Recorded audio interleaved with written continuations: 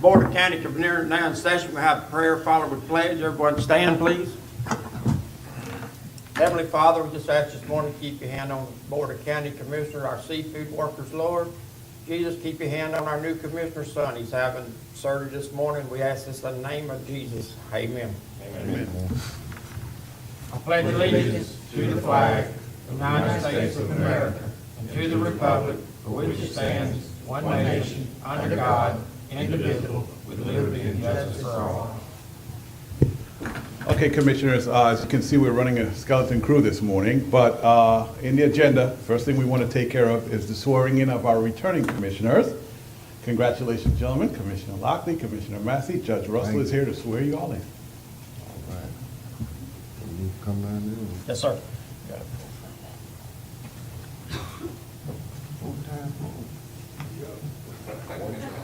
My copy of the oath, I put it in my pocket, but we're screwed.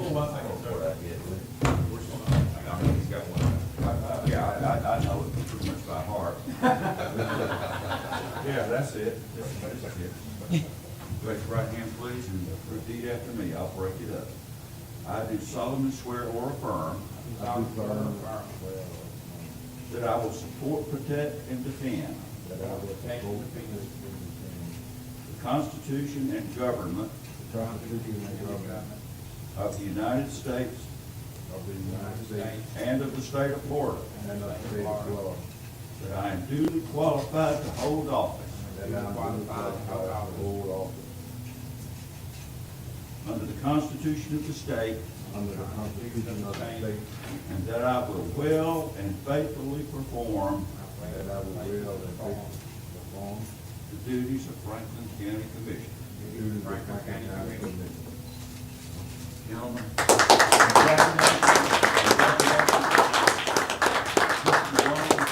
have a copy of the oath and the acceptance for you to sign after the meeting. You'll bring it by my office and I will notarize. All right, guys. Thank you, Judge.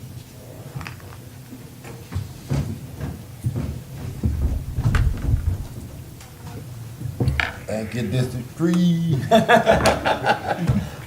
So with this, Commissioner, we could move on with the approval. Wait of the just a minute. Oh, I'm This sorry. commissioner's got something to say. I'm proud to be able to serve with you another term. Thank you. Thank you. Thank Proud you to for your serve with service. you. Thank you for your service. We're gonna have the minutes, approval of the minutes. So moved. Second.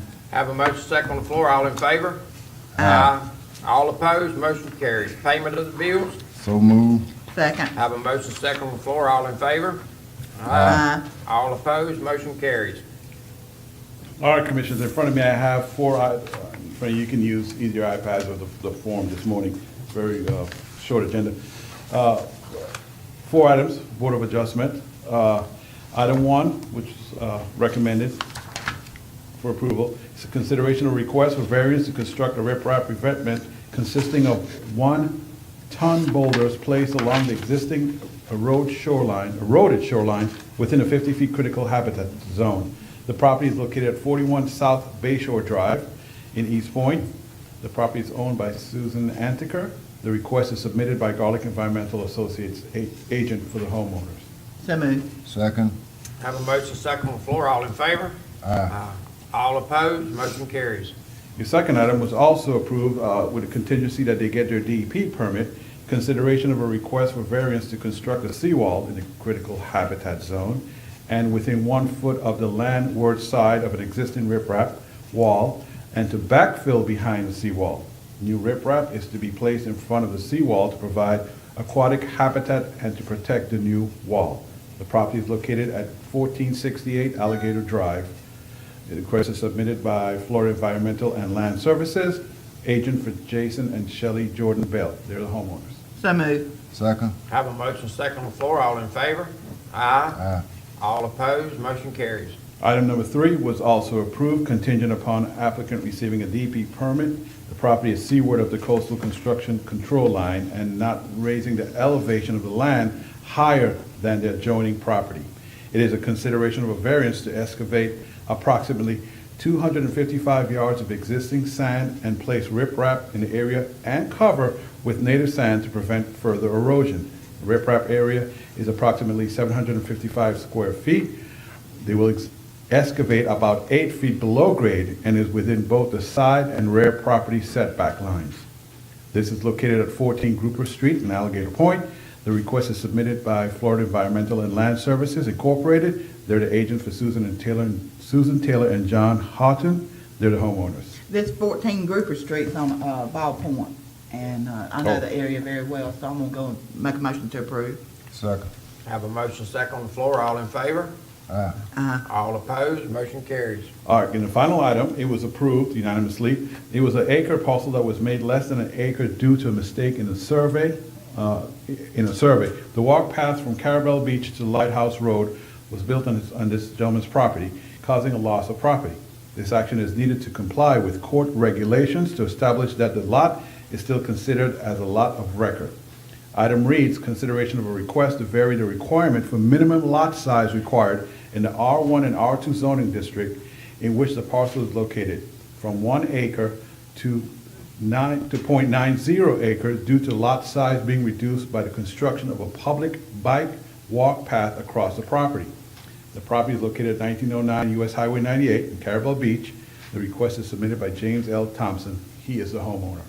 That's fine, like that Michael Colby took it. Yes, sir, I recommend approval. Okay. So moved. Have a Second. motion second on the floor, all in favor? Aye. All opposed, motion carries. Commissioners, at the end of the Board of Adjustment report. Okay. All right, Marcia Johnson, she have a report? All righty. I have 6 resolutions for adoption on unanticipated revenue as part of the end-of-year bookkeeping. This involves funds that weren't included in your initial budget last year because we didn't know at the time they would be received. So do they have copies of the The resolutions need to be adopted in order. I'm sorry, that's not the sheet. Hold on. No. It's on my iPad. I've got 2 extras.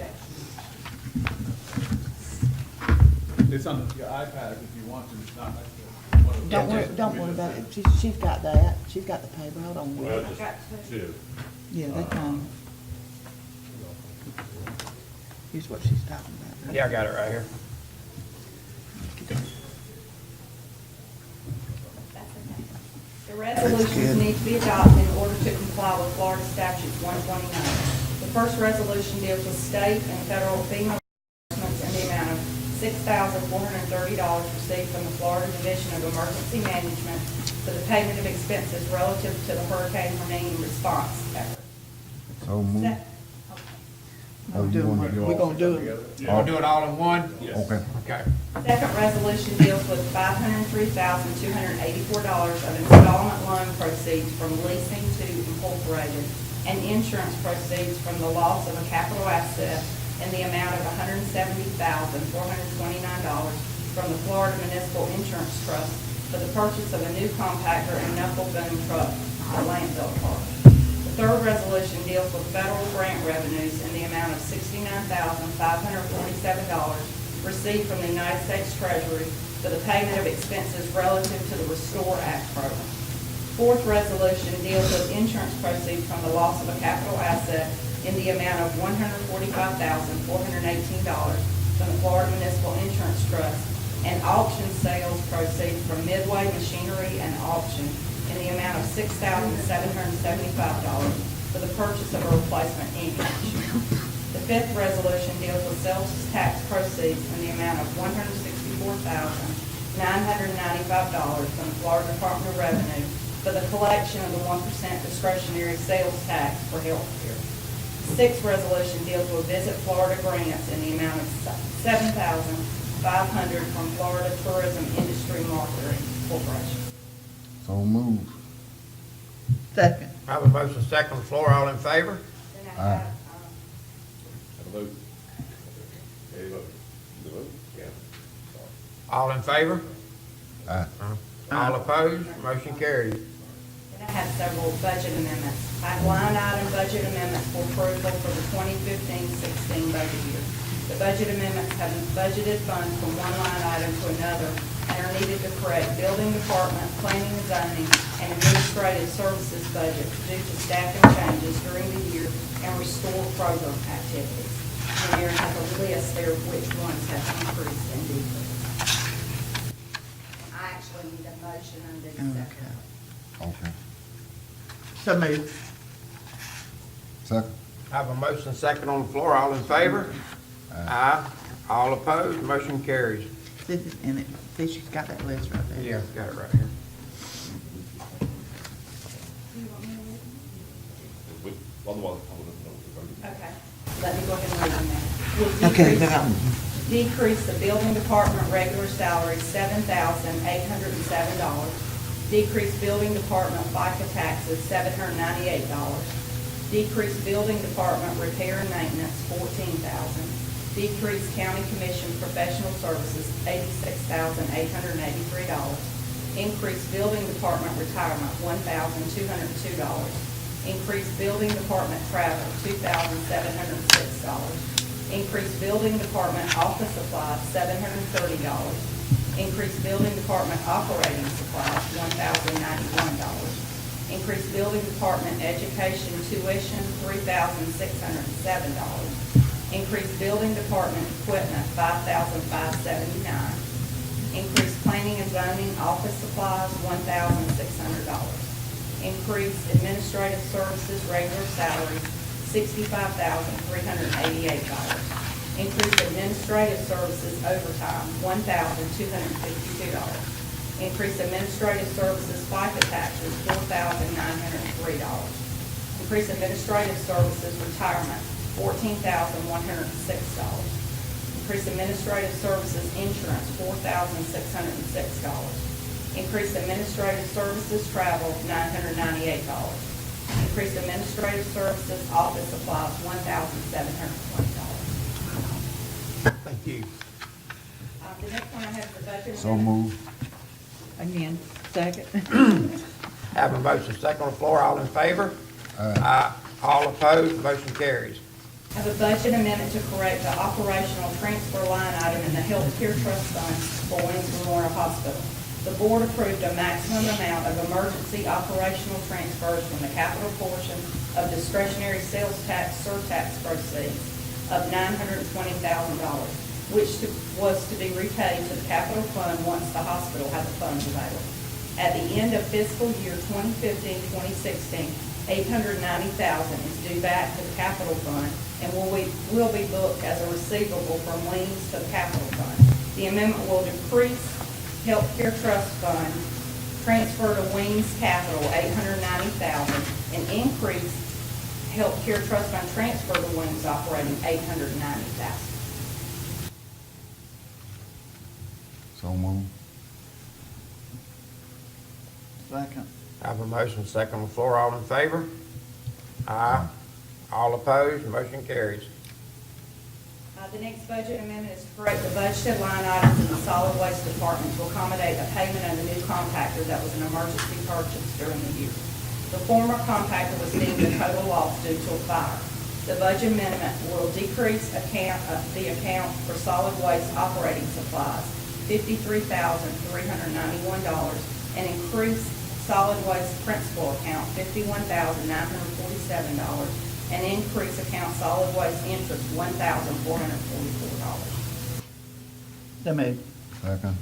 Have a motion second on the floor, all in favor? Aye. All opposed, motion carries. The last one I have is a budget amendment to the SHIP grant expenditures in the amount of $26,000. It will increase the aid to citizens for 2014-2015 by $26,000 and decrease the aid to citizens 2015 to 2016, $26,000. So moved. Second. Have a motion second on the floor, all in favor? Aye. All opposed, motion carries.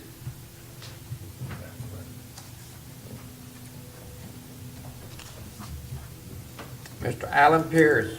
Okay.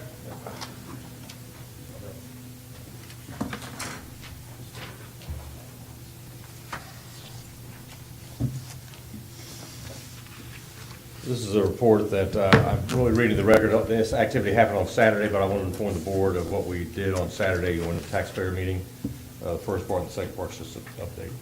Number one, inform the board that Michael Monroe and I went to the Allegheny Point Taxpayer Association meeting on Saturday, November 12th, to discuss the following three items.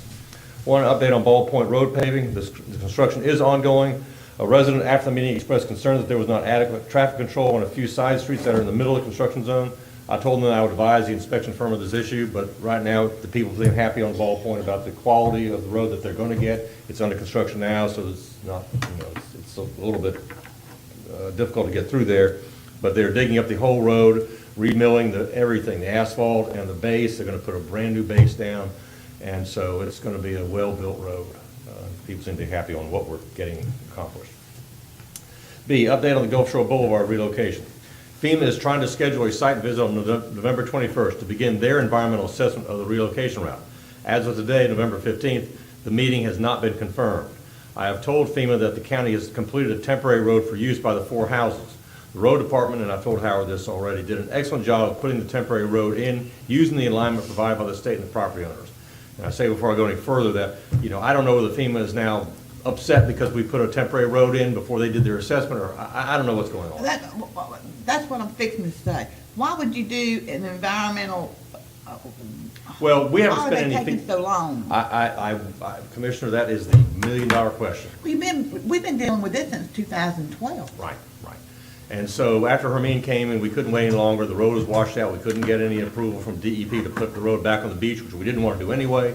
So we had the easements from the state of Florida and the property owners, and we put the road in at county expense. So FEMA now comes along using their protocol, okay, we're going to begin our assessment. And I told them, well, you can assess what you want to assess, we put the road in. Now, it's not the standard that I would put in when FEMA provides us money. We have almost $500,000 available to rebuild the road to a much higher standard. The road we put in there is great, it works, but it's not. Are they using it? Well, they will be as soon as Howard gets the equipment out of the way. Okay. And He said today, he said he should be through this evening. And then I've already spoke to Skip Cook for Alligator Point Water District. They're going to relocate the water line. So we're doing all we can, without federal money. Hopefully federal money will show up and we'll be able to really do a nice job. But So they're gonna relocate the water lines going down that road? yes, that's correct. So basically, that's gonna tie FEMA's hands, I mean. Therefore, yeah, If they're- they do not approve it, Right. they can't tell, well, they can. Well, we haven't Yeah, spent but- any of their money yet. Yeah. So that's what For I'm. the district to move their lines. So then we'll block off the road on the beach, because people are now still trying to drive on the beach where they're getting stuck in the sand, and Yeah. we've already had some fights down there. So that'll be the next step. All right, so that's where Gulf Shore Boulevard is. Update on rebuilding Alligator Point Road. Clay Kennedy of Dewberry Engineers has submitted to FEMA a cost estimate to rebuild the Alligator Point Road to its pre-storm condition at $3 million. There are several components of this cost estimate, and the extent of the work would be from George Voss Road on the east to Chip Morrison Drive on the west. The cost estimate includes the use of sheet pile on the water side in order to provide a dry working environment for the building of a better seawall. If FEMA agrees with the cost estimate, then one of the FEMA hazard mitigation programs will allow the county to access up to double the cost estimate, or up to $6 million, to improve the road so that it will not suffer damage as easily the next time. Until FEMA approves the cost estimate, the county cannot proceed any further with rebuilding the road, and unfortunately, there's no timeline for FEMA to act. And I told the representative of the meeting all of this information. At the meeting, I discussed 3 options for the road. Keeping the road in its current location but with a better seawall, relocate the road north, which will require the acquisition of 10 lots, replace the road with a pile-supported bridge-type structure, so that when the land washes away in the future, the bridge would still be standing. And after the representative intends to come to your December 6th meeting and ask that they be a party to the discussion on the final design of rebuilding the road. And so I presume they'll be here. I don't have any problem with them participating in the discussion. It's a road they want to use, so long as the agreement, that we meet engineering standards and FEMA pays for it. I don't really care which option is preferable to the community. We just got to make sure that FEMA, accepts the solution. At the meeting, several residents expressed frustration with the continued violation of the posted no parking signs in the one-way section. Michael and I both told the residents that the enforcement of the traffic control was the responsibility of the Sheriff's Department. But I advise you all that you might hear more about this on December 6th. We can't do nothing. If the sheriff does not want to I'm aware. uphold it, we put the signs down there, we put the language and ordinance down there, we've done everything. That is our duty, and now it's the Right. sheriff's office duty to enforce it. And Michael did an excellent job of explaining that to the members there. I will not be at this December 6th meeting, so if something comes up, I won't be able to get a phone call that day. I'll be at the bottom of the Grand Canyon. Hopefully I'll get out the next day. Well, I tell you what we'll do, and we'll add something else to it, and I'm gonna do it by motion. To make sure that they understand where the county commission is coming from, I make a motion that we write a letter and personally get a hold of the sheriff's office and let them know that the county commission wants them to enforce what we put down there. Second. I mean, that's it. We want them to enforce it. So, All right, I have a You got a motion second. second on the floor. All in favor? All opposed? Motion carries. And item 2, sort of a pre-story, I guess I want to tell you, I'll give you a briefing of what Stella's going to talk about on December 6th.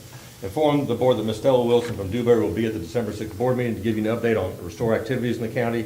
She'll talk about a couple of things, but one of the ones, because I want to give you time to think about it, is a document that the restore thing is paid for. That's from the Haas Center, the University of West Florida, has done a market study of Franklin County's economy. This is a current study.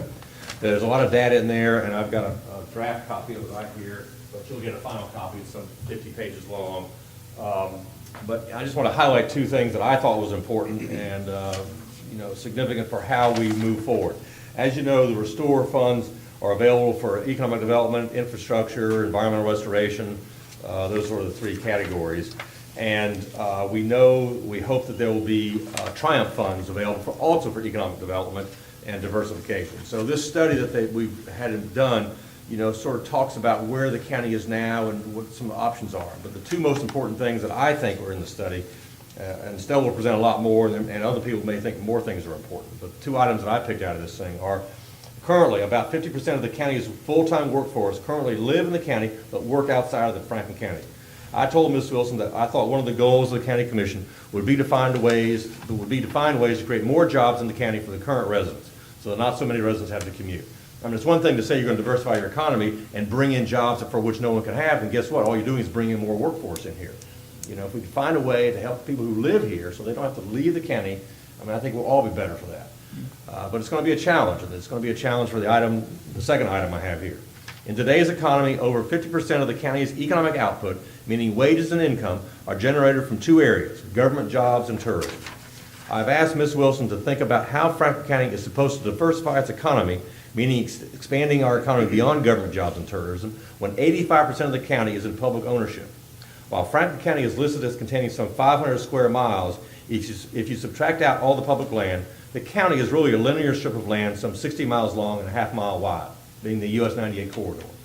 Except for large bookends in the very west and east ends of the county, owned by one large property owner, the middle of the county is all public land except for the US 98 corridor and St. George Island. So it's going to be a challenge for us, ladies and gentlemen. I say this for the community to be thinking about this.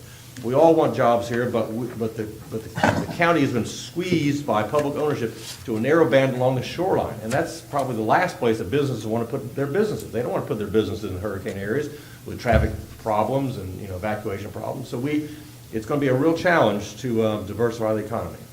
We're just going to have our hands full trying to get something in here. it always has been a challenge.